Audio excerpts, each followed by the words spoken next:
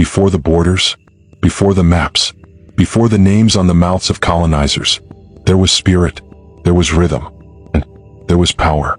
In the heart of West Africa, among the Yoruba people, the world was not separated into body and soul. It was one living continuum.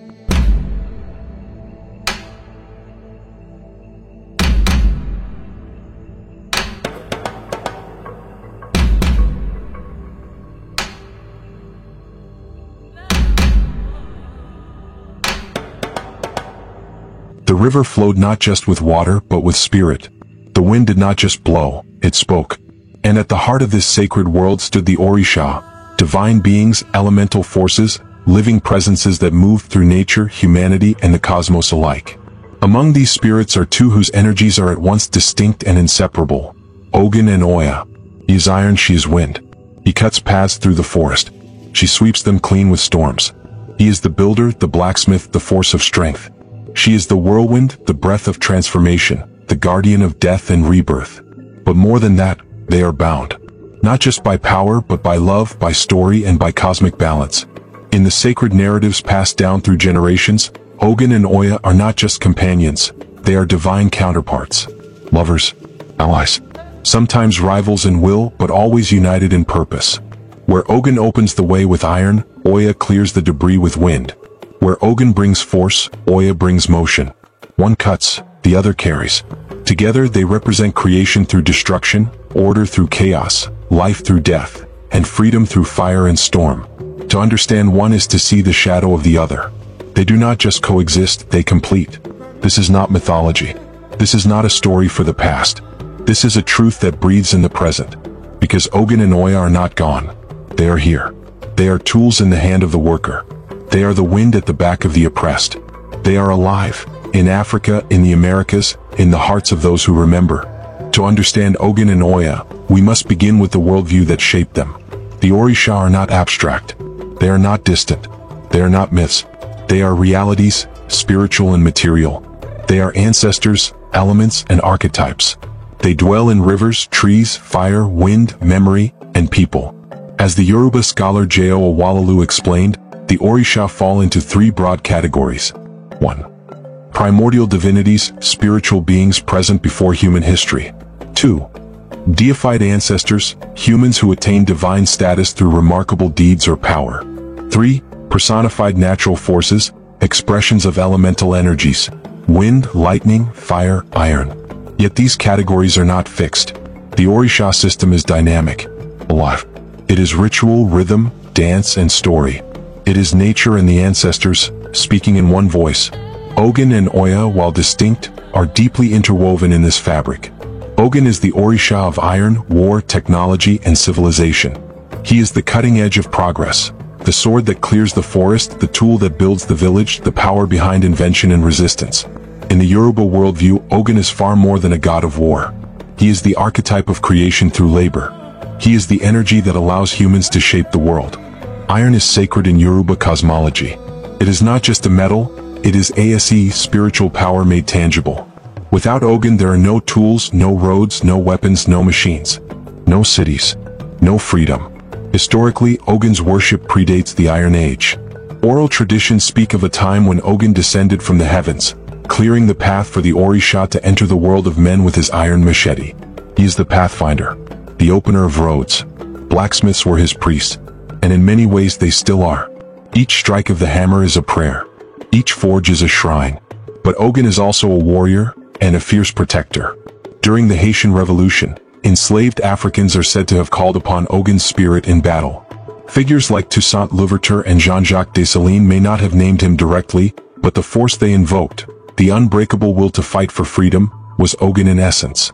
Across the Caribbean and Latin America, in Vodou, Candomblé, and Santeria, Ogun survived.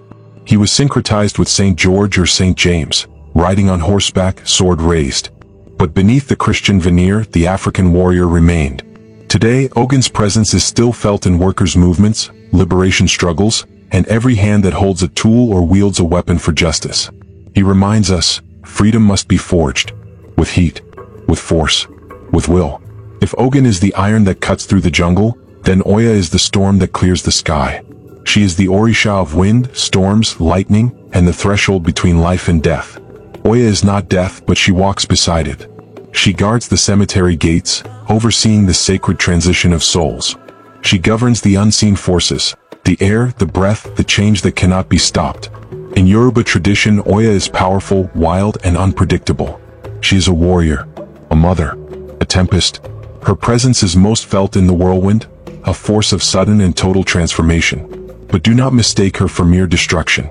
Oya is the force that makes space for the new. She is the ending that becomes a beginning. And she is fierce. Among the Orisha, she is the only female warrior, a divine embodiment of feminine strength, chaos, and clarity. In the Americas, Oya became a goddess of revolution. In Brazil's Candomblé, in Cuba's Santeria, her winds blew through the hearts of those fighting oppression. Like Ogun, she was syncretized, often with Saint Barbara, another fierce figure associated with lightning and protection. But her essence remained untouched. Oya teaches that nothing grows unless something dies. She reminds us to release what no longer serves us, to burn down the old so the new can rise. She is fire, breath, scream, and silence. The calm before the storm, and the storm itself. When Africans were captured and enslaved, their bodies were shackled, but their spirits refused to be broken. The Orisha crossed the Atlantic in whispers, in drumming, in secret ceremonies behind closed doors. To survive, they adapted. They hid behind saints. They spoke in code. Ogun became Saint James. Oya became Saint Teresa. But the spirits never left. This fusion of African spirituality with Catholic iconography was not surrender. It was resistance. It was a mask that protected the sacred. In Haiti, Brazil, Cuba, Trinidad, the Dominican Republic, and across the Black Americas, the Orisha survived. They transformed, and transformed their followers in return. These gods, Ogun and Oya, became symbols of power, pride, and perseverance. In times of revolution, it was Ogun's fire that burned in the hearts of rebels. In times of change, it was Oya's wind that carried people forward. The Orisha were more than religion. They were identity. They were freedom. Today, the Orisha are rising again, not just in temples but in art, music, politics, and personal journeys. They are not relics of the past. They are living traditions. Ogun lives in the builder, the coder, the activist. In every hand that creates a new future. Oya lives in the protester, the healer, the revolutionary. In every heart that embraces change and refuses stagnation. They are reminders that power and transformation are not just spiritual concepts. They are tools for survival. In a world plagued by injustice and imbalance, Ogun gives us the strength to fight. Oya gives us the courage to change. To walk with Ogun is to walk with courage, creation, and resistance. To walk with Oya is to walk with change, clarity, and rebirth. Together they teach us that every battle is sacred. Every storm has purpose. And every end is a beginning. This is not mythology. This is memory. This is power. This is truth. The Orisha are with us still. Ogun and Oya are not just echoes from a forgotten past. They are the pulse in every hammer strike. The whisper in every changing wind. They remind us that power is not only in resistance, but in transformation. That the tools of freedom are forged by those brave enough to shape their own path. And that every storm, no matter how violent, clears the way for something new. So now we turn to you. This story moved you. If you felt the strength of Ogun, or the breath of Oya stirring within you, then help us carry their legacy forward. Subscribe to the channel to walk deeper into African spiritual wisdom and history. Like this video to honor the memory and power of the Orisha. Comment below. Share your thoughts, your ancestral stories, or your own connection to these forces. Share this video with those seeking truth, strength, and spiritual freedom. Let's reclaim the stories that were never lost, only hidden. Let's keep the wind blowing. Let's keep the iron hot. Ogun opens the path. Oya clears the way. Now it's your turn to walk it.